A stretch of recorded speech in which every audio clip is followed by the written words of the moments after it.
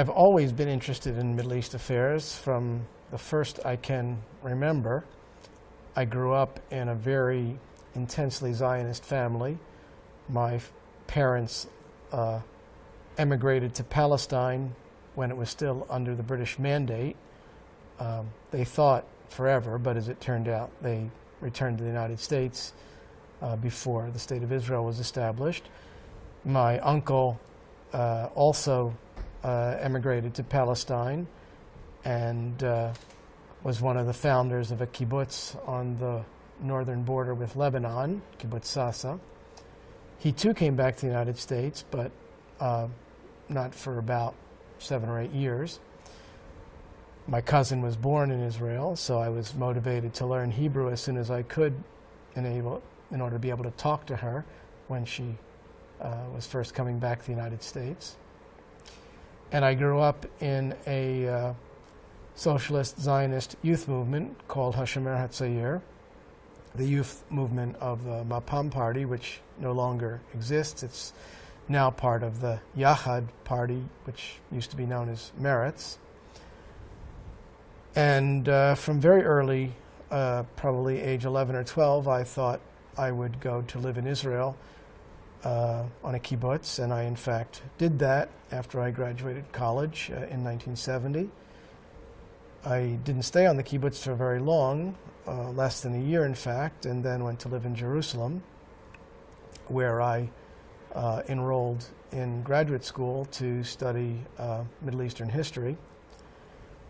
And I got involved in the Israeli New Left at the time, which was primarily concerned with the issues of the first settlements that were being established in the West Bank, and also the discriminatory treatment against Middle Eastern Jews who had come to Israel in the 1950s and 1960s.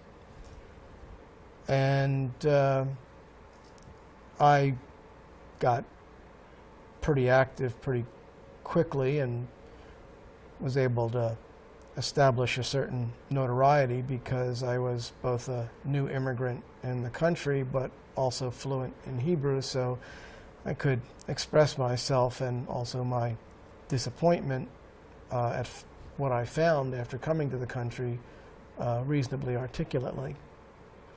And I was arrested several times within the course of a year, not for actually doing anything that might get one arrested in the United States, but simply being present at demonstrations which were illegal in Jerusalem. It was pretty much illegal to have a demonstration anywhere near downtown Jerusalem in those days. That's no longer the case. No matter what the demonstration was about? Yeah, for any purpose whatsoever that was oppositional. I mean, a demonstration in support of the government, if they ever organized such a thing, obviously would have been okay.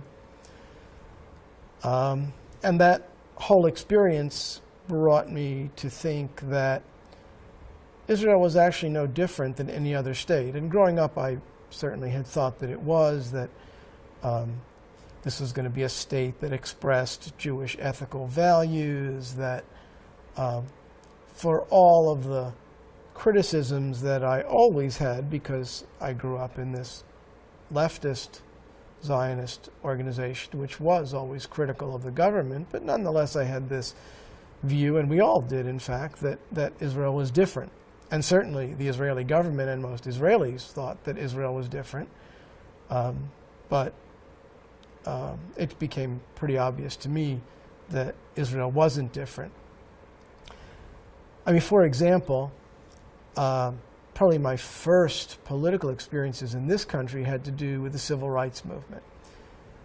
And so I grew up with basic civil rights values, that it was okay for black people to sit at the lunch counter with white people, that it was not okay not to let black people swim in the same swimming pool with white people, and things like that, that in most parts of the United States today we take for granted. But on the kibbutz that we lived in, first of all, it was a big surprise to me to find that it was literally built on the ruins of 3 Arab villages. And 2 of the former inhabitants of those villages, Palestinian Arabs, were actually employed by the kibbutz to work in the field crops. And that was, first of all, a violation of the norms of the kibbutz, which were not to employ labor at all, because the point of the kibbutz was that we wouldn't exploit labor, but rather do all the work ourselves in a cooperative way. But the kibbutz did have these two guys as hired workers, which was particularly galling, since the land that they were working on was land that their families had formerly owned before they were driven away by the Israeli army during the 1948 war. And not only that, if these guys came into the communal dining room for breakfast or lunch with their work crew from the field crops, then they would all sit together and that would be fine. But if for whatever reason their co-workers came to a meal late, and they had something to arrange before the meal, and they came in on their own, people wouldn't sit with them. And one time I asked, because this struck me as very odd, how come nobody sits down with them? Because the norm in the kibbutz dining room was you fill up one table after another in a row, and everybody's supposed to be able to at least get along well enough with everybody else to sit down at the same table with them, even if you weren't necessarily going to be best friends with that person. And whoever it was that I asked said, well, they really don't want to sit with us, and we really don't want to sit with them, which really struck me as super bad. And there were a number of other experiences like that on the kibbutz, which really were distressing, because my vision was that this was the best of Israeli society. And when we left the kibbutz and went to the city, things were even worse, way worse. So, for example, after I came out of one of the longer stretches I spent in jail, nearly 2 weeks, for no reason whatsoever. Again, I mean, there was no evidence against me that I'd actually done anything to deserve being in jail for 2 weeks. When I was brought before the judge after a week, the police totally fabricated testimony to keep me in jail for another week, which again said something to me about the kind of place Israel was. What year was that? That was in December of 1971 or January of 1972. There's a disagreement between myself and the other person who lives in the Bay Area who was arrested with me. We can't quite determine it. So after I got out of jail, I was at that point a graduate student, and so I hadn't been studying and doing my work for almost 2 weeks. So the day after, I went right to the library and was there 5 or 10 minutes beforehand, waiting for it to open to get in there and to start to catch up on my work. And there were 2 or 3 other students there, and one of them recognized me, and a lot of people knew me because, as I said, I was fluent in Hebrew, and I had gotten up and given some speeches in which I explained that I was a new immigrant and I was very disappointed with what the country turned out to be. So this person recognized me and started to harangue me about my political views, or what he thought my political views were. And I was really exhausted and didn't have the stomach to speak to him in any kind of a patient or serious way. So I just said to him, look, it's very simple. There's 100 million Arabs. By now there's more than twice that many. And there's 3 million Jews. If we don't come to some kind of a compromise with them, one day they'll just kill us all. So he said, no, that's not going to happen. And I said, well, why not? Do you think they're genetically incapable of learning modern technology and learning how to use modern weapons? And he said, yes. And my jaw dropped. I mean, how could anybody actually think that? But he thought that was a perfectly normal comment. And he was not an unusual person. I mean, this was, after all, a fairly educated person, a graduate student at the Hebrew University of Jerusalem, the premier institution of higher education in the country and one of the best ones in the Middle East.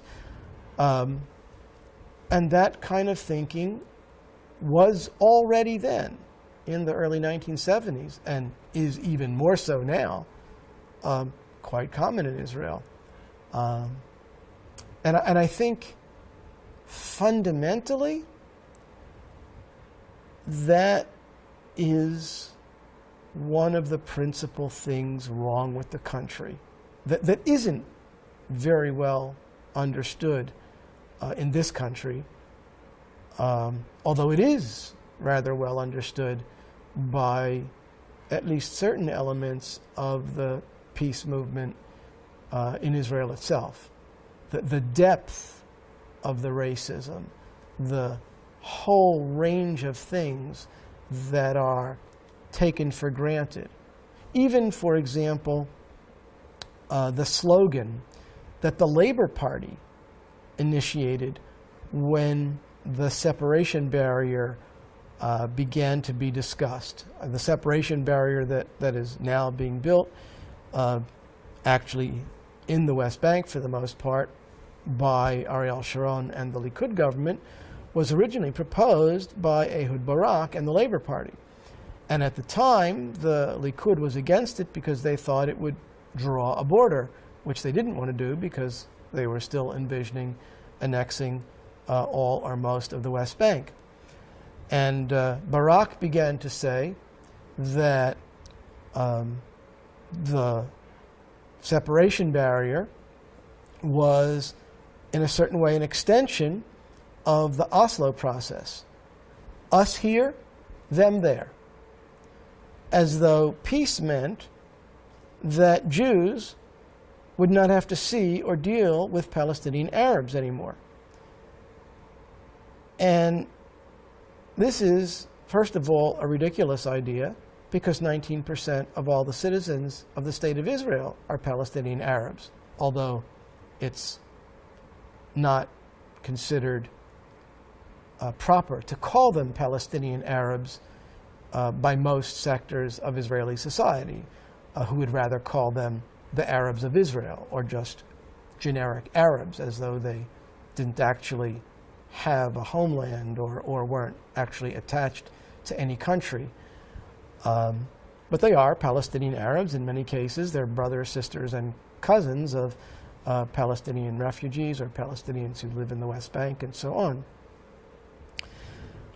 So this was the vision of the Oslo process for Barak, for many members of the Labor Party, who simply imagined that peace meant that they would no longer have to deal with Palestinian Arabs.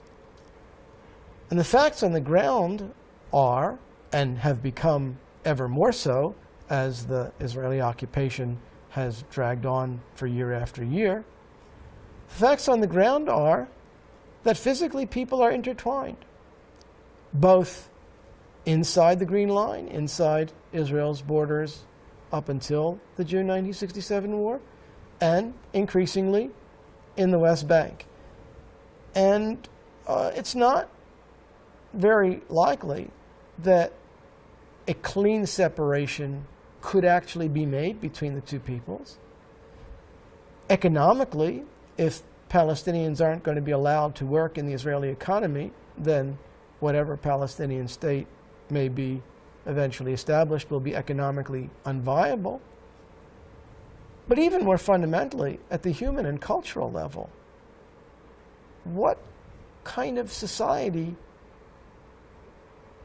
wants to be hermetically sealed from its neighbors, especially given the fact that half of all the Jews in Israel come from the Middle East and therefore have a lot in common culturally with the Palestinian Arabs.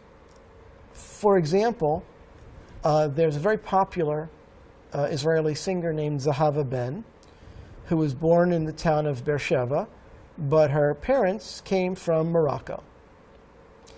And she did not grow up speaking much Arabic, but she did grow up hearing the music of Kalthum, who is the grand diva of Arabic music in the 20th century, a very, very famous and beloved Egyptian singer.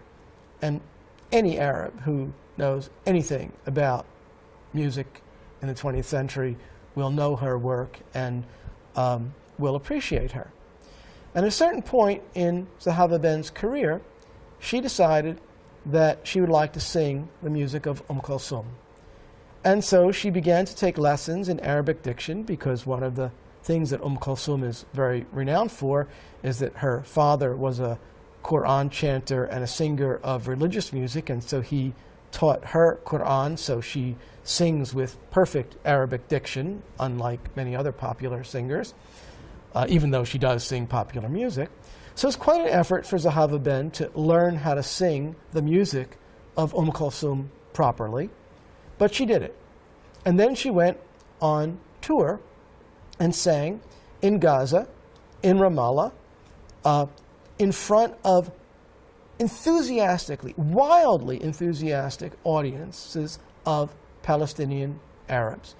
And then she produced a CD of this music, backed up by an orchestra of Palestinian Arabs based in Haifa, which is, of course, inside Israel. So just in this one single cultural vignette, you see an Israeli Jew of Moroccan origins embracing the culture of modern Egyptian popular expression, presenting that and being received extraordinarily positively by Palestinians in the West Bank and the Gaza Strip, collaborating in doing that with an orchestra composed of Palestinian Arabs based in Haifa and the Galilee. That's not a story about us here and them there. And personally, I find that a much more appealing story about how people could and should live together. And I would much prefer that both sides embrace that sort of ideal. Now, this is not a totally positive story without any negative components, because Zahava Ben went to Egypt after she had performed these concerts, and she wanted to do a concert in Egypt, but the Egyptians wouldn't let her do it because she was an Israeli, and no Egyptian producer was willing to risk all of the negative publicity, because anyone who collaborated with her would have been subject to the boycott, because Egyptian intellectuals and cultural figures, generally speaking, boycott Israel and boycott anything that has to do with the Egyptian-Israeli peace treaty in a very narrow and knee-jerk way that makes no distinctions between the Israeli government or the Israeli right wing or even Palestinian citizens of Israel or progressive and Israelis who are in the peace camp and so on, all of which is pretty narrow-minded, not quite as narrow-minded perhaps as certain elements in Israeli society, but equally unhelpful in trying to bring about any kind of serious coexistence between the two peoples. Some of the developments up to that point really helpful. I think the main thing that needs to be understood about 1948, leaving aside all of the details, and there are a great many details, and many of those details are now more known than they were, in large part, it must be said, due to the archival work of Benny Morris, who now repudiates the political conclusions that he once drew from his research, but continues to carry it on. But leaving aside all of those details about atrocities and massacres and expulsions here and psychological campaigns to frighten people there and all of that, the main point is that whether intentional or not, whether planned or not, the establishment of the State of Israel entailed the destruction of Palestinian society. And much as Israelis would like to forget that that happened, and a large number of them do know that that happened. Many people are still alive, others are literally living in Arab houses, still others are living on lands that clearly had been Palestinian lands, because you can tell, for example, agricultural lands, their boundaries of fields are demarcated by sabra cactuses. That's a Palestinian Arab tradition, not a Jewish tradition. So many people, in fact, at some level know that this is the case, but there's almost no public acknowledgement of this in Israel. And it's my belief that without some public acknowledgement of that, that there really can't be any kind of peace whatsoever. Because I don't think that the Palestinian Arabs, when they talk about the right to return, necessarily mean that every single Palestinian Arab has to return. In negotiations that have happened over this question, relatively modest numbers of Palestinian returnees have been discussed, in the hundreds of thousands as opposed to 4 to 5 million, which is the rough number of Palestinian refugees of 1948 and their descendants. So it's not a question of how many Palestinian Arabs would or wouldn't return and what that would or wouldn't do to the demographic balance in Israel, which is, in any case, a disgustingly racist concept. But it's about, can Israeli society acknowledge that it was, whether intentionally or not, responsible for a crime against the Palestinian people? And if it was responsible for such a crime, at the very least, they ought to apologize. Maybe other sorts of compensation and restitution would also be appropriate, certainly financial compensation for property that was lost and so on, and probably a great deal more beyond the financial compensation and restitution.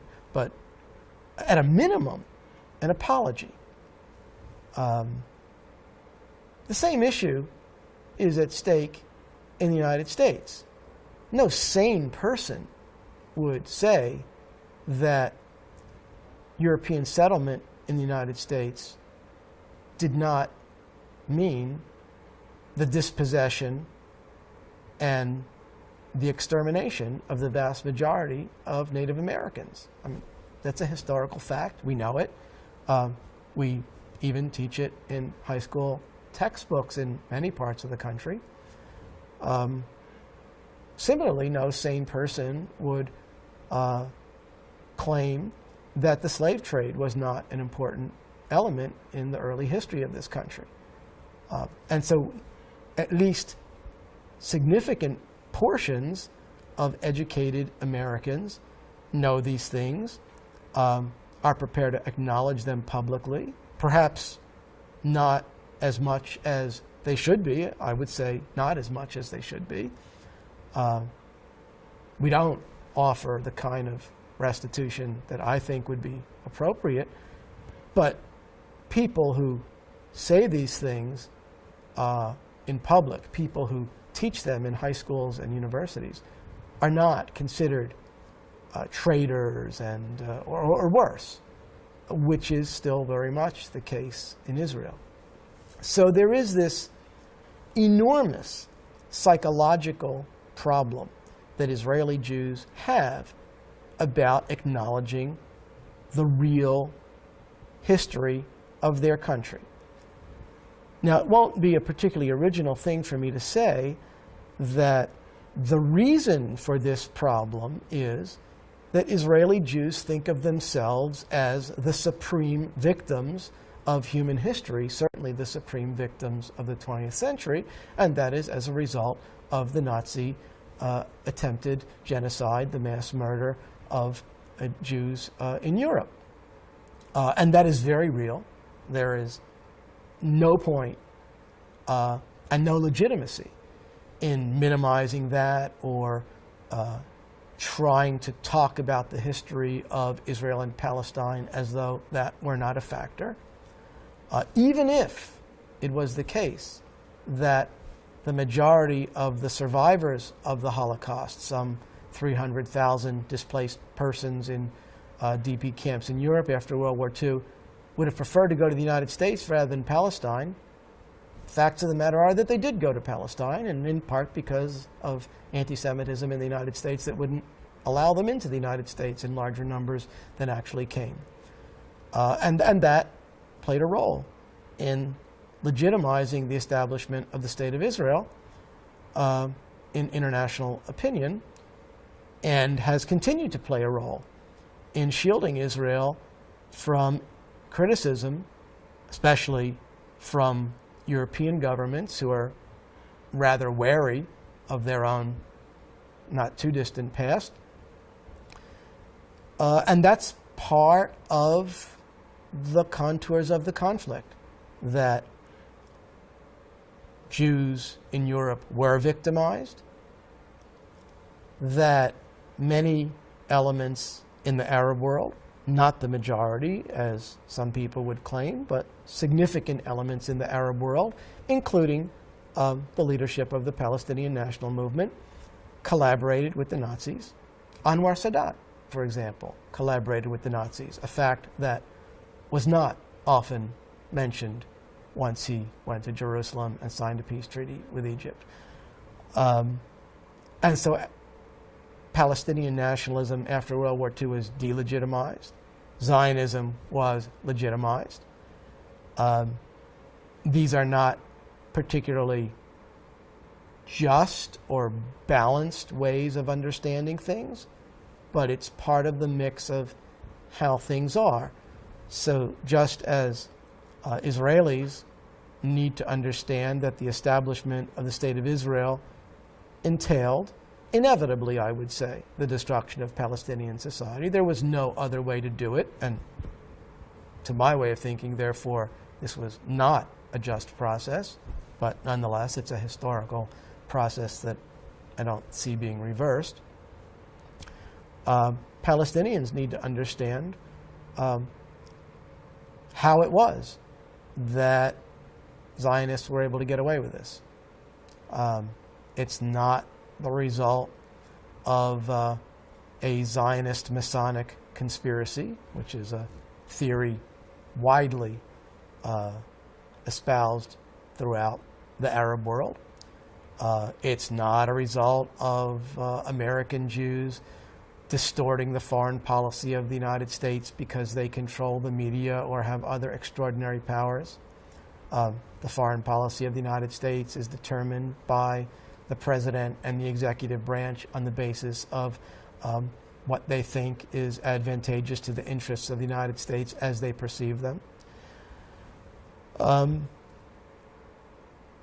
So there is a certain lack of realism, I think, among some Palestinians, and more so broadly in the Arab world. The Palestinians actually tend to be a little bit more realistic about the character of their opponent in this conflict and why it is that the conflict has gone the way it has for the last 50-some years.